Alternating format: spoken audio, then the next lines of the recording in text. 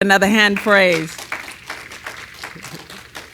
Amen, amen. I went out speaking yesterday, so I feel like preaching this morning. Say amen, somebody. And so with that being said, as Pastor Bland was talking, I want to thank you, and I'll thank those again. I'll just thank you again, but I want to thank you so much for supporting me yesterday.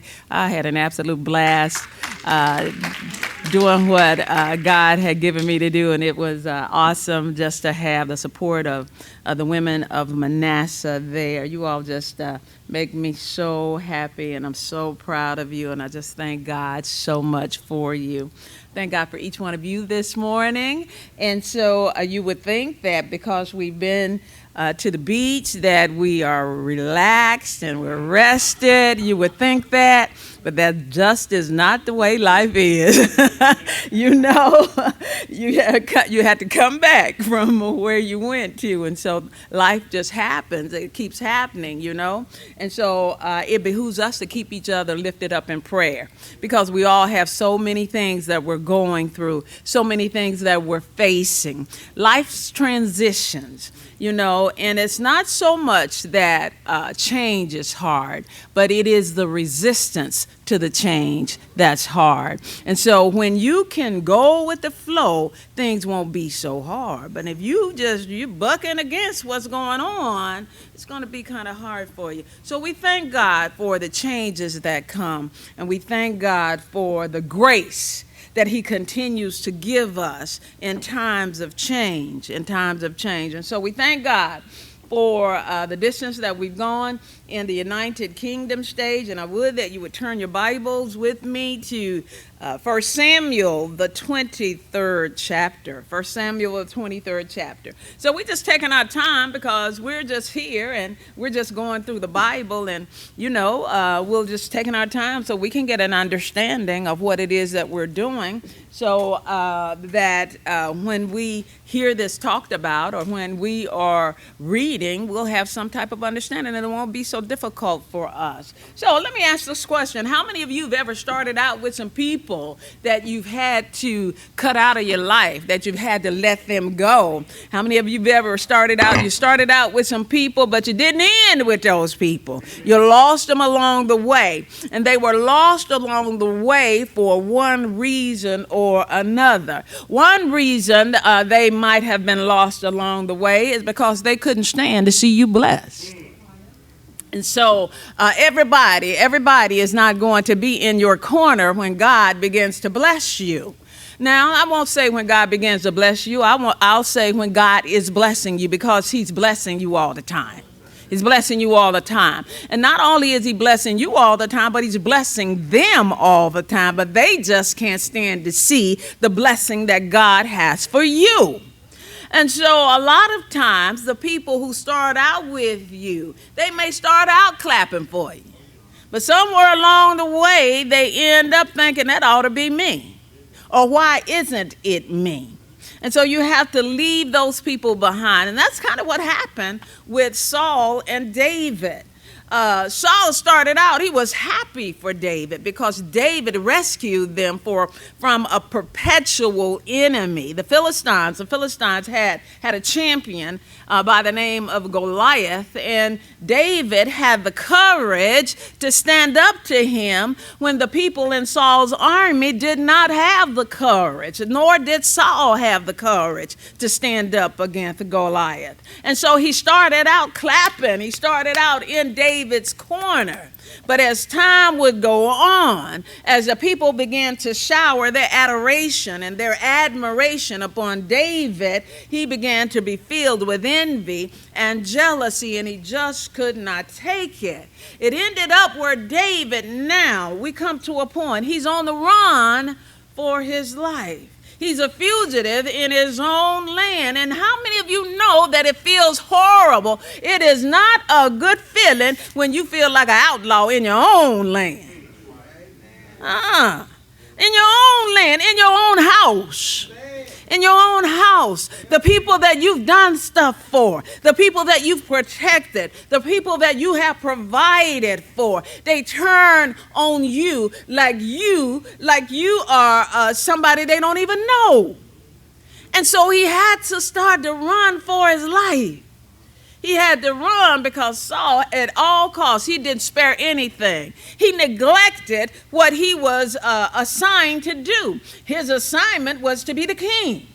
And as the king, he was the commander-in-chief.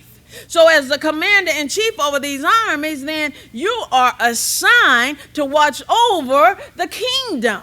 But he's neglecting his job as king so he could run after David, his jealousy. The Bible said jealousy is more cruel than the grave. Jealousy will eat you up. Jealousy, and sometimes you don't want it to, but sometimes you're engulfed with it, you're consumed with it. And so his jealousy, his envy, because he really had paranoia. He thought that David was out to get him. And one reason he thought that David was out to get him is because the people that he had surrounded himself with. The people were filling his head with lies. People will do that. Do you know that? People will tell you things and have you thinking they don't like you, Robert. They'll have Dorothy. They'll have you thinking you ought to hear what he said about you. You ought to hear what Robert said about you. You don't know. Robert can't stand you. And they'll have you thinking that. And you won't even, before you won't even talk to Robert. You won't even you won't even go to Robert. But now they fill your head with the fact that with thinking that Robert doesn't like you. So now you're going around thinking, he can't say nothing to me. You got an attitude toward Robert, and you haven't even talked to Robert. You got to go for yourself. You got to find out for yourself. You can't take nobody's word for how somebody feel about you or whether somebody like you or dislike you or not.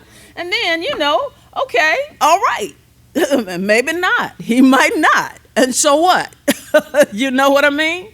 Okay. And so the people that were around Saul were continuing to feel, they were feeding his paranoia. They were feeding his paranoia. And so now we're at a point where David we talked and said that he had come to, remember, they were in the cave. You don't have to, Brother Barney, that's fine. They had come to this cave. They were holed up in the cave here. That's where his family came to him. His brothers came there. They defected from Saul's army, and they came and joined David. And then once they joined them, some other people, that they were all in distress. And I say, when you have some things in common, it'll band you together, won't it? So the people who were in debt, the people who were distressed, all of those people, they came together and they went to David because they felt like there was some hope in David's reign as king, as coming king. They felt like David was the hope of their nation. Our nation's future, it depends upon this man. And so they felt the hope. And sometimes you need to feel like you can have hope in somebody. You can have hope in somebody. And so they felt that with David, they came to David. And so now the spies, we have David, who has his band of people who are with him. And then we have Saul and his army. Well, they both have spies. They have spies who David has spies. He need to have some spies going out for Saul because Saul is out to kill him. And then Saul, he has spies out to try to track David down. So they both have spies crawling across the country, looking out for each other. And so at this time, the spies come back and they report to Saul that David is in Keilah. And if you remember, we talked about how Keilah was a border town. If you just can get a glimpse of a map that was just up there, Keilah is a border town, a walled city. The walled city and a border town, so that when it was harvesting time, they would be vulnerable to the Philistines for coming in to take their harvest.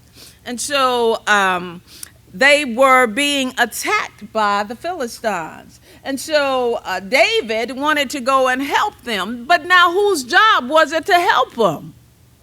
It was Saul's job. It was Saul's job, Saul and his army. So David's men were a little reluctant a little reluctant to go in to help to fight against the Philistines, because since it was Saul's job to do it, what if Saul and his army came?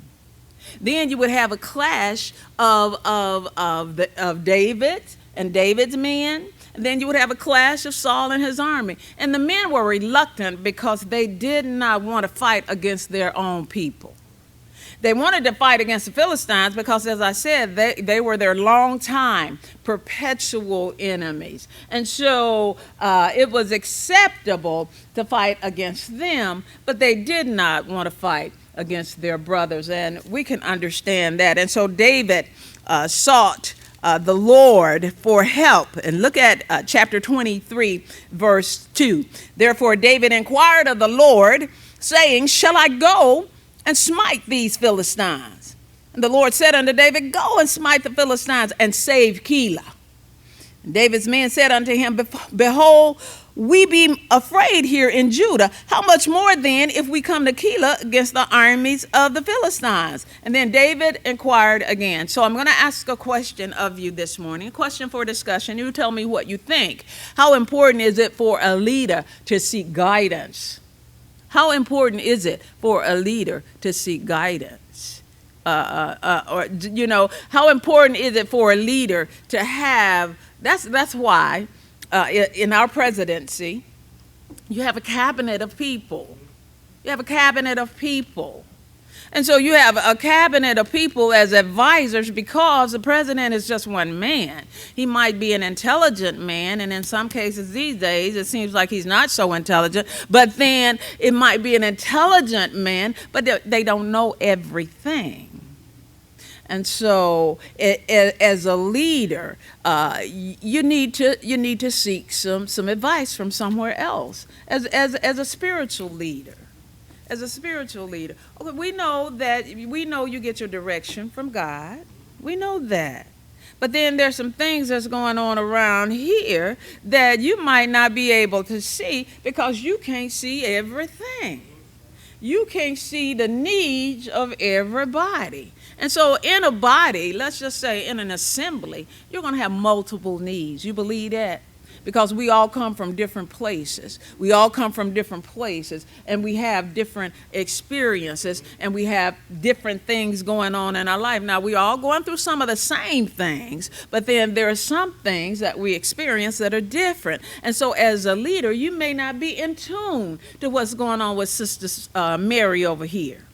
And so where you can't see it, you might not know that her house is tore up from the floor up. Her husband beating her up every night, the children not eating or whatever. You see what I'm saying? And one of the members might say, Pastor, something's not right over here. We need to check that.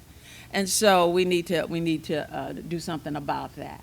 And so, you need to seek some other guidance. You need to seek some guidance. So it's important for you not to make any rash decisions on your own and not to go off on a tangent to do something just because you think it's the right thing to do.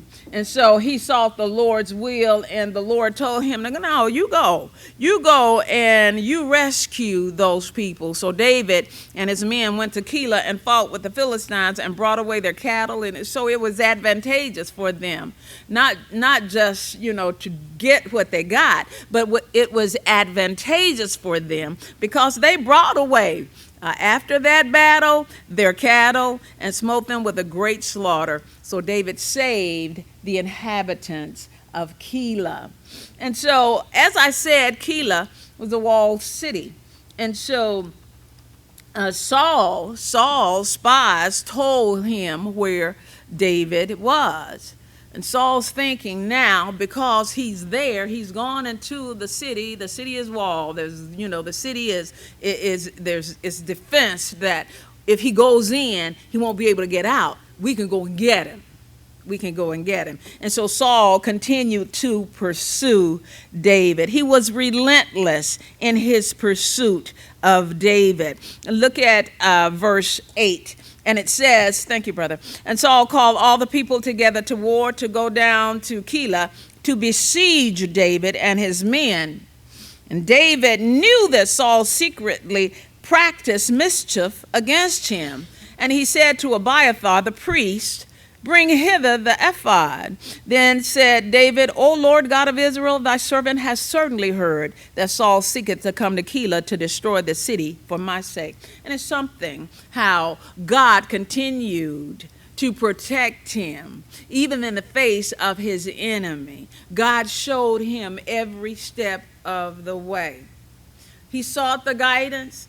God revealed to him what was happening. God didn't leave him in the blind.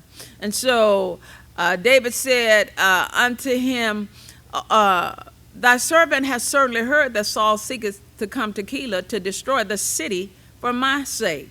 Will the men of Keilah deliver me up into his hands? Now, David had just delivered Keilah, right? He just saved them. But how many of you know, just because you do good for somebody doesn't mean they're going to do good for you? You would think, oh my gosh, he put his life on the line to come to save us. He put his life on the line because now, see, killing to them, it was nothing. It was nothing. Okay, so David put his life on the line to save that city. And so he's asking the Lord, will the men of Keilah deliver me up into his hand? Will Saul come down as thy servant has heard? O Lord God of Israel, I beseech thee, tell thy servant. And the Lord said, he will come down. He will come down. Then said David, will the men of Keilah deliver me and my men into the hand of Saul? And the Lord said, they will. They will deliver thee. Don't be thinking that, because you know the people scared. The people scared, okay? They've been rescued. They've been saved through David, by God's hand, through David. Now the people know Saul's reputation. If you remember what had just happened, he had gone to Nob and had Doeg, to kill those 85 priests. And Doeg just did not stop at killing the 85 priests. He slaughtered everybody in the town. So now the Keilah's defense, they're saying, you know what? Yeah, we're going to deliver him up because we don't want Saul coming in here doing the same thing to us. Because we know what he will do. And so the Lord warned David to get out of the city because the people were prepared to turn him over to the king. Now, so David is on the run. David is on the run. So he's used to being on the run. And he says to his men, they departed. They get up and they depart and they go out into the wilderness of Siph. They go out there, and while they're there, he's visited by Jonathan. And again, I will say, it's a good thing to have someone, a friend like Jonathan, who can come to encourage you. You have friends like that in your life, who sometimes they can come and encourage you. And because sometimes, you know, my husband says now quite frequently that life is as hard as a dinner plate. You know? It's pretty hard sometimes. And sometimes you can get pretty low. Sometimes you can get pretty low. And you just need to hear somebody say, it's going to be all right. Listen, or somebody that's just look, I'm going to be here. I'll walk through this with you. You know, I can't give you nothing or help you or nothing like that, but I can be here for you. I can be here for you. You know, so it won't be so hard, because I want somebody to be there for me when you know. And so, you know, you need somebody to come and encourage you. And verse 16, chapter 23 says this, that Jonathan, Saul's son, arose and went to David into the wood and strengthened his hand in God. So it's not at that time, not like Job's friends who came and just berated him, saying, you know, come on, Job, give it up. Come on, confess. You did something. You know, you don't need anybody. And when you're going through, you don't need anybody beating you up. You beat up enough by the situation. You need somebody that's going to come and give you a word. And so he said unto him, fear not, for the hand of Saul my father shall not find thee. And thou shalt be king over Israel, and I shall be next unto thee, and that also Saul my father knoweth. So Jonathan is saying, and when you get to be king, I know because of the way you love me, I'm going to be right there with you in your court somewhere. I'm going to be right around there with you. But then that was not to be, because Jonathan was getting ready to die in battle. And so it says, and they too made a covenant before the Lord, and David abode in the wood, and Jonathan went to his house. So that was going to end up being their last meeting. And so Jonathan, in essence, is saying, Saul knows what's getting ready to happen. You getting ready to be the king. Saul know what's getting ready to happen. And so there's nothing that he can do about it. And it's during this time, let's go over to Psalm 54. Let's go over to Psalm 54. It's during this time that he wrote this psalm. Let's see what his mind was on at this time.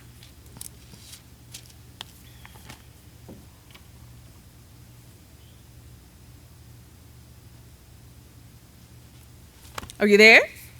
Psalm 54 says, save me, O God, by thy name, and judge me by thy strength. Hear my prayer, O God. Give ear to the words of my mouth. For strangers are risen up against me, and oppressors after my soul. And they have not set God before them. Here he's telling God, look, these people don't even know me, but they're lying about me. They're making the way hard for me with Saul. Because it wasn't going to get any better. The more they fed him, the more Saul believed him, and the more Saul pursued him. And so he says, behold, God is mine helper. The Lord is with them that uphold my soul. He shall reward evil unto mine enemies, cut them off in thy truth. I will freely sacrifice unto thee. I will praise thy name, O Lord, for it is good. For he hath delivered me out of all trouble, and mine eye hath seen his desire upon mine enemy. And so God was faithful. God was faithful to David. And so he ended up leaving. He ended up leaving where he was, and he went out into the strongholds at En-gedi. Verse 29 says, and David went up from thence and dwelt in strongholds. So across all over the land, there were caves and there were places where he could go and hide himself. And Saul knew that. It was caves all over the place, and so he would have to know exactly where he was, because there were too many for him to, go from place to place to place. In order to catch him right out, he would need to know exactly where he was. And so chapter 24, we come to a point now. He's at a cave in En-gedi. He's at a cave in En-gedi. And I don't know, how many of you have ever picked cotton? Not, you said not much. How many of you ever chopped cotton? Okay, so I did a little bit. I wasn't really good at it, but I had to go. And so back then, they didn't have porta potties, right? So you know what you had to do when you had to go to the bathroom, right? Okay, so we come to a point in the scriptures where you kind of have a similar situation here. You think back in the scriptures, they didn't have porta potties either. Okay, so they had to take care of their needs just like everybody does. They had to take care of their needs. So we come to a point here where that's going to play a key role in what's getting ready to happen. And so it came to pass in chapter 24, when Saul was returned from following the Philistines, that it was told him, saying, behold, David is in the wilderness of En-gedi. Then Saul took 3,000 men out of all Israel and went to seek David and his men upon the rocks of the wild goats. It just kind of reminds me, I told my husband, I stopped by McDonald's this morning on the way in, and when I stopped by, I passed by the gas station, and to the gas station, I looked over, there were 4 police cars there. 4 police cars. I don't know how many we got in Helena, but I know we don't have too much more than 4. But it was 4 right there. So Saul's taking 3,000 men with him to go for one person, like the 4 police cars had that one car pulled over. You see what I'm saying? Okay, so what's going on? What else could be going on that Saul could be taking care of? Something else might be going on while the policeman. Do you ever think like that? You ever think like that? I think like that sometimes when I see that. And so that's kind of, the situation here. So you taking 3,000 men to run after one man because you have manufactured in your mind that he is against you. You have created paranoia. You created a conspiracy theory in your mind, and you've taken these men from the kingdom somewhere they need to be watching. But you've taken them because of your selfish need. And so when we look at it, it says, then Saul took 3,000 men. Okay, I've read that. In verse 3 it says, and he came to the sheepcotes by the way, where was a cave. And as the Lord would have it, it's the same cave where David was. The same cave where David was holed up. Saul went in to cover his feet. And cover his feet means that he went in to take care of his needs. So he goes in to take care of his needs. Back then, you got your robe or whatever you got on you, but you don't have your mind on all of that because you got your mind on what you went in there to do. And so it says David and his men remained inside of the cave. And the men of David said unto him, see, the men looking out for David.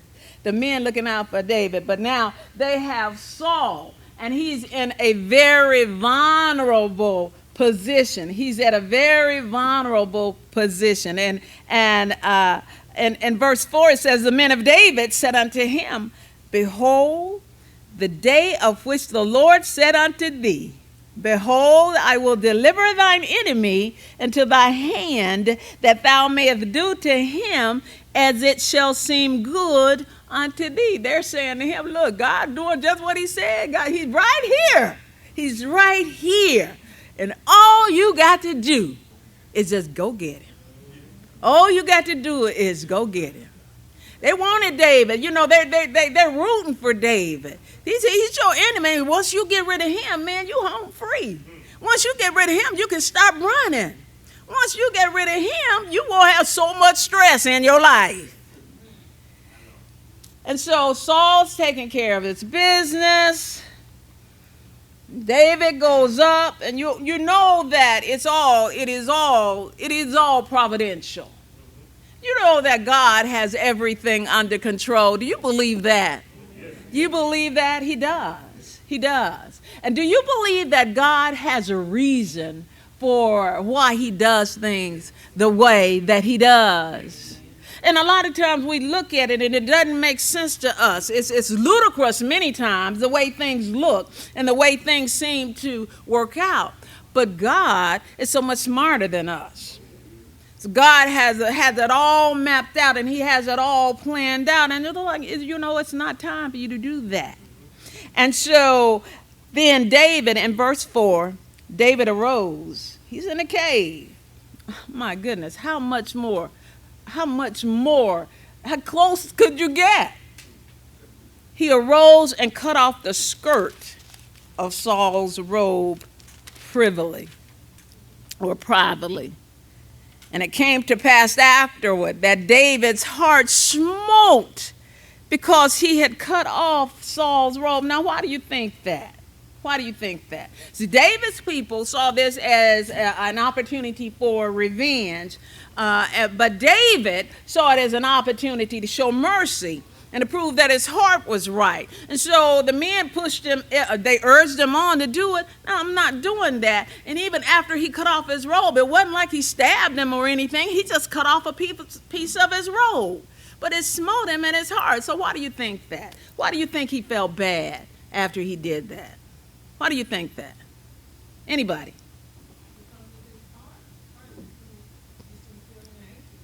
Okay. Okay. Okay. Good.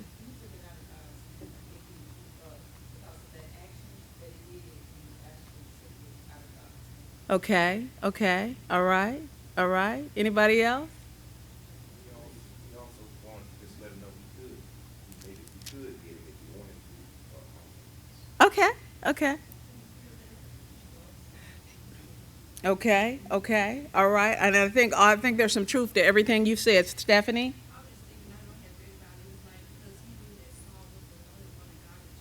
Okay. Okay. Okay. All right. So we're all of that. Everything y'all said. Okay. Now Saul is still the king. Saul is still the king. And there's a scripture that says what? Touch not my anointed. Do my prophet no harm. So Saul is still the anointed one for that job as king, and David still loved him. And David still honored him in the position that he was in as king. Y'all, and you know, it's unfortunate what 45 is doing, some of the things that's going on. It's unfortunate, but is he still the president? You know, he's still the president. So sometimes we don't like what the person is doing, and sometimes we don't like the policies they put out. But then they're in the position that they're in. You're not in that position. And so, as my soror has said, that David was not in that position yet. God had anointed him, but Saul was still the king. Saul was still, so he cuts off the robe, and it's like, oh my goodness, what am I doing? What kind of example is this? What kind of example am I making? And he said unto his men, the Lord forbid that I should do this thing unto my master, the Lord's anointed, to stretch forth mine hand against him, seeing he is the anointed of the Lord. The Lord placed him here. And who am I to go against what God says as he is God's anointed? I don't have that much power. I don't have that to do. And so he crept up and he cut off the garment. And then Saul leaves the cave. He leaves the cave without even realizing what's happened. When I tell you that at that moment, he had experienced God's grace and God's mercy. He'd experienced it right then. He just, without not even in his mind what's going on. And sometimes God does us the same way. We're not even aware of what's going on around us. We're not aware many times of the ditches that have been dug for us. We're not aware of what's going on in the atmosphere.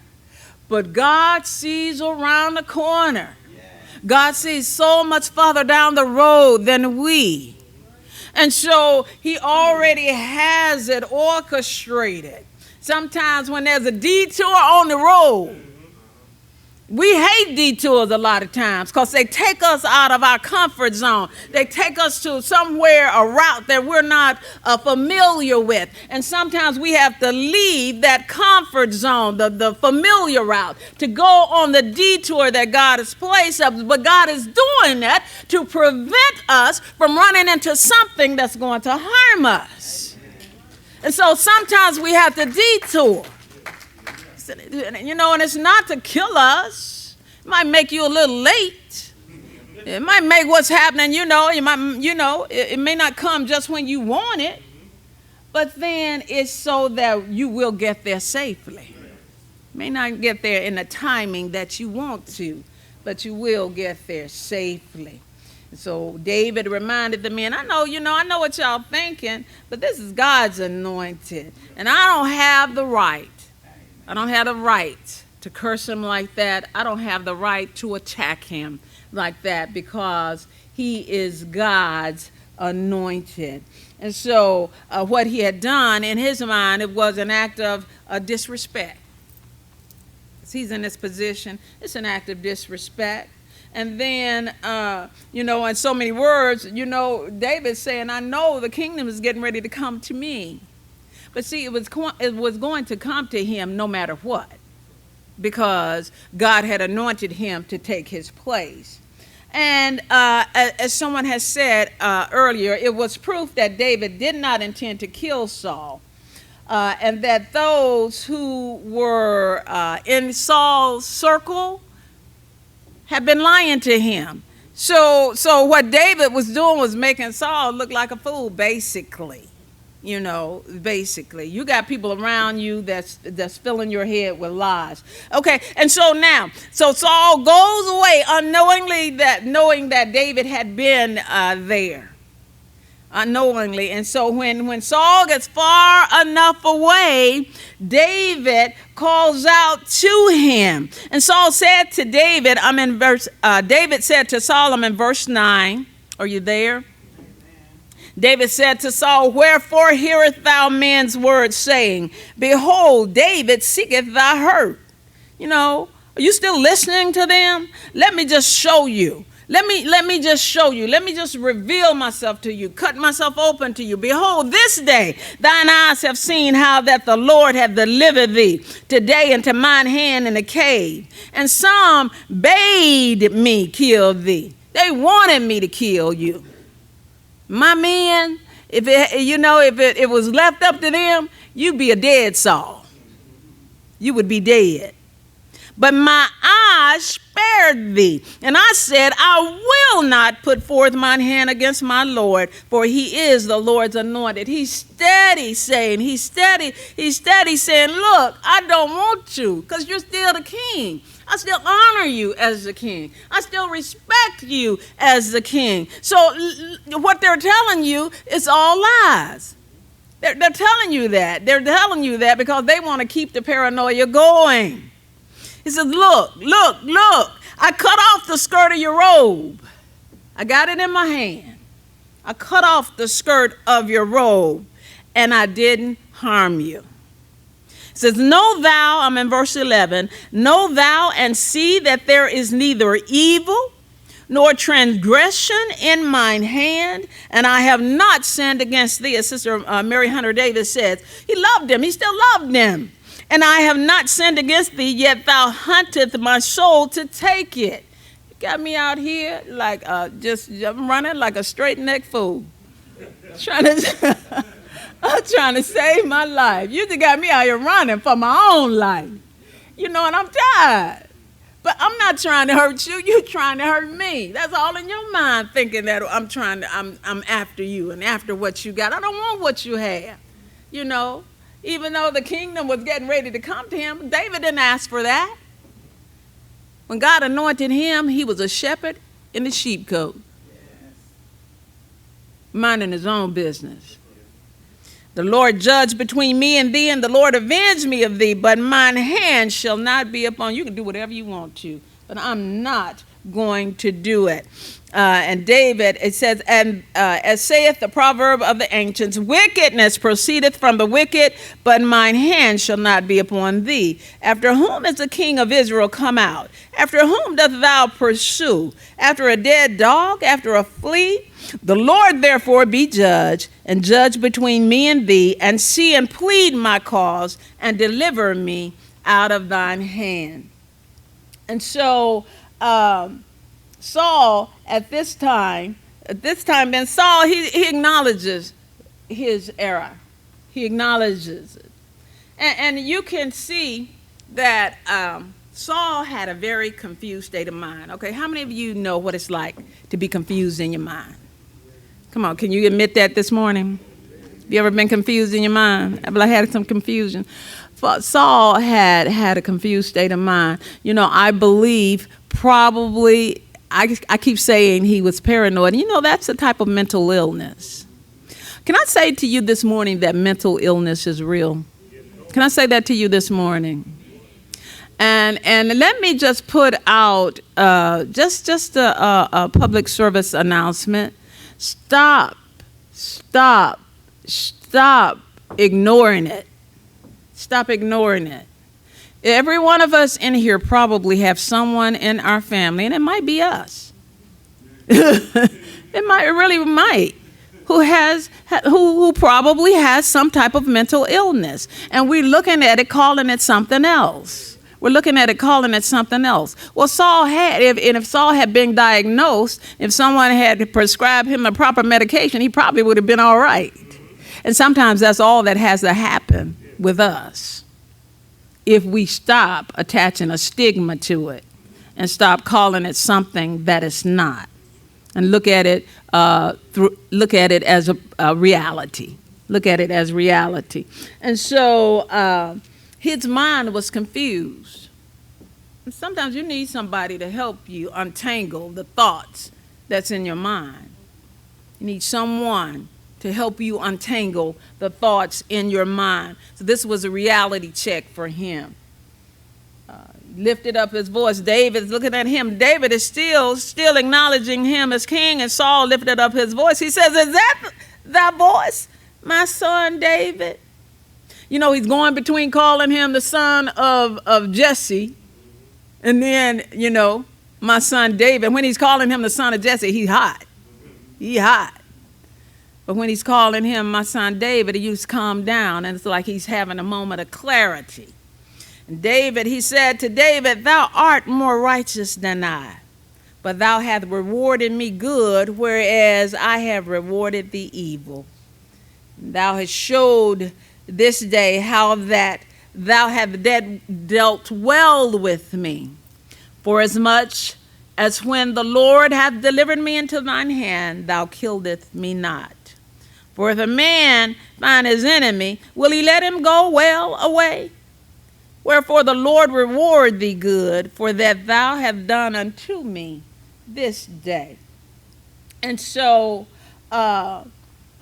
when you read on in this, it says, look at verse 20. "And now behold, I know that thou shalt surely be king." Well, thank God you finally realize that the kingdom has been taken away from you, and that God has appointed someone else to be king. He says, "And that the kingdom of Israel shall be established in thine hand." But check this out. He says, "Swear now, therefore, unto me by the Lord, that thou wilt not cut off my seed after me, and that thou wilt not destroy my name out of my father's house." And so he's still at this point, at this juncture in his life, he's still not concerned about the spiritual welfare of the people. He's still being kind of selfish. He's still being kind of selfish. And that's another thing. Let's just take another public service announcement. You got some people, y'all, that we want to make them one way, and that's just not how they're going to be. Some people, you're just who you are. Amen. You're just who you are. So it behooves us, I use that a lot, it behooves us to stop trying to make people be what we want them to be. Stop trying to make it, let's just stop that. We can reduce some of the stress again in our life when we accept people on their terms, who they are. Accept them where they are. Stop trying to make them be something they're not. And stop trying to make them be you. You know, a lot of times we think, you know, if a person doesn't think like us, if a person doesn't have the ways that we have, you know, we're trying to make them us, and you know, everybody doesn't think like you think. Everybody don't think like that. Everybody doesn't feel the way you feel about it. Found that out just recently. It's recently you got something going. And Manasseh was birthed out of Pastor Bland's heart. It wasn't birthed out of your heart. So y'all not gonna feel about it the way he feels about it. And so you need to get out of your mind that when it comes to the things that you have passion for and the things that you love, that everybody's going to get behind you and lift you up. It's just not going to be that way. And with that, I'm going to end this portion, and we're going to start up here next Sunday. Give the Lord a hand and praise everybody.